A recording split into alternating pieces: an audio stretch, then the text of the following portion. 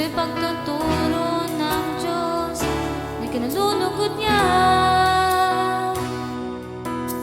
Tiwala sa Diyos ay buhayin, pag-aalinlangan iyong limuti, pagpapala ang dadaroy, kung kay Jesus ikaw ay dudulog.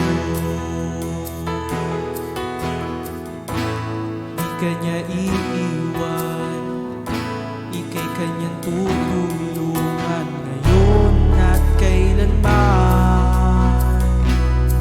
Kaya mo, pagka si Kristo'y nasa'yo. Kaya mo, ito'y pagsubok lang sa'yo. Kaya mo,